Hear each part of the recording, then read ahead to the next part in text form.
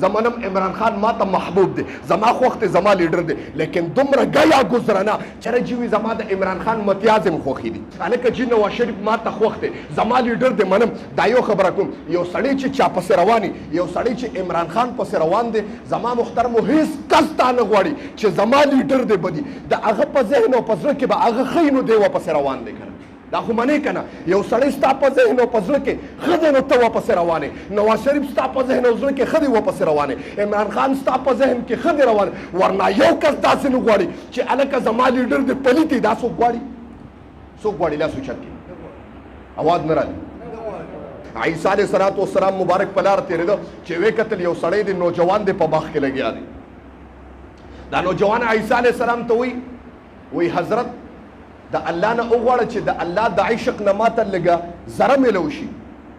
دی وایي ښه، وایي زه الله ته به ووایم رب ته وایي الله ستا یو بنده دی، هغه ستا د عشق نه یو ذره غواړي چې ماته د الله عشق میلو شي. او څوک دا وایي چې ماته د پیغمبر او د الله عشق میلو شي. ته نن سبا د جینکو د هلکانو په عشق پسې ګرځې، خفه کېږې مه زما محترم. نن سبا د ښځو و د هلکانو په عشق کې مبتلا یې. ته د الله او د پیغمبر عشق ته کوم ځای اوسګارېږې؟ اواز ضرور رسېده مخکې، یاره جي سیند کې پښتنو والو خوړه. دا میډیا باندې خبره اوچلېده، ما طرف نه جمله وره چې پښتانه به وال ولې نه خوري. نن که ته وګوره هغه یو کس نه چا انټرویو اخېسته وایي عمران خان کې دې څه خوښ دي؟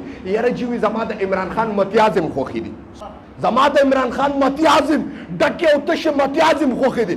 نن کې زما د پیغمبر د طرف نه جمله وره استنزهوا من البول، نبی علیه السلام وایي ځان د متیازو نه وساته، فان عامة عذاب القبر منه، د ټولو نه سخت عذاب به د هغه انسان چې متیازو کې پلي دي. زما محترم ته وایې زما د زه یم پته او په هندو کې څه فرق شو. زمانم عمران خان ما ته محبوب دی، زما خوښ دی، زما لیډر دی، لیکن دومره ګیا ګزرنه یاره چې وي زما د عمران خان متیازم خوښې دي. هلکه چې نواز شریف ما ته خوښ دی، زما لیډر دی، منم. دا یو خبره کوم، یو سړی چې چا پسې روان وي، یو سړی چې عمران خان پسې روان دی، زما محترمو هېڅ کس تا نه غواړي چې زما لیډر دی بدي د هغه په ذهن او په زړه کې به هغه ښه نو دی ورپسې روان دی که نه. دا خو منې که نه، یو سړی ستا په ذهن او په زړه کې ښه دی نو ته ورپسې روان یې. نواز شریف ستا په ذهن او زړه کې ښه دی ورپسې روان یې. عمران خان ستا په ذهن کې ښه دی روان، ورنه یو کس داسې نه غواړي چې هلکه زما لیډر دی پلي دی. دا څوک غواړي؟ څوک غواړي؟ لاس اوچت کړي، اواز نه راځي. هر سړی دا غواړي چې زما لیډر دی هلکه د قوم خدمت وکړي، هلکه د قوم د پاکستان خدمت وکړي. زه دا خبره نه کوم، زه اعتراض والا خبره نه کوم، خو چې یو انسان دومره ګیا ګزرا شه، پښتون دی زما محترمو، بیا دا سندیان به وایي چې هلته هلکه هندوان د غواګانو متیازې څکي او دا پښتانه د خان متیازې څکي، وال پې وکړي، ګزار پې ډب پې لګي، ډب پې اثر کوي. بیا یا وګوره داسې ډبې چې په پاکستان کې کنځلې کولې چې کله دوبۍ ته شوګانو له لاړې، قسم دې د دا مسافرو پښتنو په جګړه وه. یو بله خبره مې موریده، کله چې د حج شروع د مزدلفه په شپه مې حاجیان ولیده په میډیا باندې راغلي وو، تاشونه یې کول. زما محترم د مزدلفه په دغه کې تاش کوم، ما وی پښتانه به وان نه خوري. زما محترم پښتون به وان نه خوري چې ستا دوبۍ کې په یو دمه باندې جګړه ده، ستا دلته د عمران خان متیازې څکلو ته تیار یې. سندې به وایي پته او په هندو کې فرق نشته، وال به ولې نه خوري؟ زما محترم پښتون به وال ولې نه خوري؟ زه یم هلکه یاره چې پښتون بې اتفاقه شو، په پښتون قوم باندې د چا مجاز چې په څوک لاس اوچت کړي. زما محترم لیکن زما ستا اعمال داسې دي. زما محترم مونږ ته د ښځو د ډمانو عشق دا ښه ښکاره کېږي. زما محترم مونږ دنیاوي او ظاهري عشق و لذت کې مبتلا یو. ته به د الله د عشق او د لذت نه څه خبر شې؟ ته به د پیغمبر د مینې نه څه خبر شې چې ته د ډمو او د هلکانو د عشق نه خو فارغ شې که نه؟ ته د دنیا د لذاتو نه خو فارغ شې، تا ته به د الله او د پیغمبر عشق ښکاره شي. دغه کس ورته وایي عیسی علیه السلام ته حضرت ماله د الله د عشق نه یو ذره پکار ده. عیسی علیه السلام الله ته وایي الله ستا یو بنده دی، ستا د عشق نه یو ذره غواړي.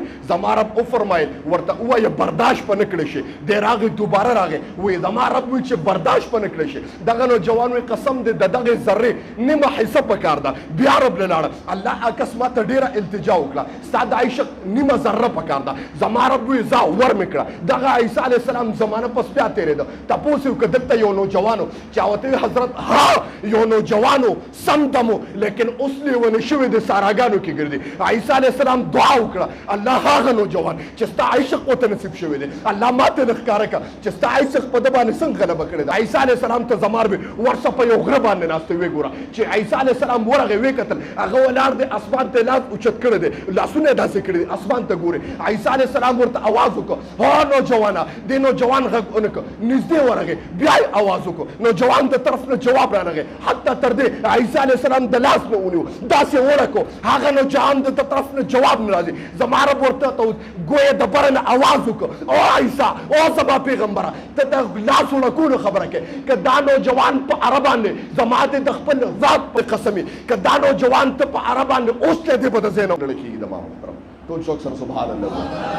دا د الله د عشق دغه چې انسان د الله په عشق کې مستغرق شي. اوس مو ته وګورو قسم دې زموږ ستا منځونه سم نه دي نو وګوره ته دا مونځ د الله او د انسان د کنټکټ د رابطې یو لار د زما محترم ته چې دوبۍ کې چا سره کنټکټ کې نو موبایل به راوالې ورته به نمبر میلو کې ستا کنټکټ به ورسره وشي. زم که الله سره کنټکټ جوړې د الله سره ستا د کنټکټ لاره دا نماز مونځ دی چې مونځ کې ودرېږې یاره چې ډېر راشي یاره چې ما ته په مونځ کې خیالات راځي یو راته یاره چې په مونځ کې یو هلک مې خوښ دی راته مخې ته کېږي ما وایي سبحان الله ووایه ډېر خفه شوم انتهایي قسم دی دا عالم دی زموږ د موضوع.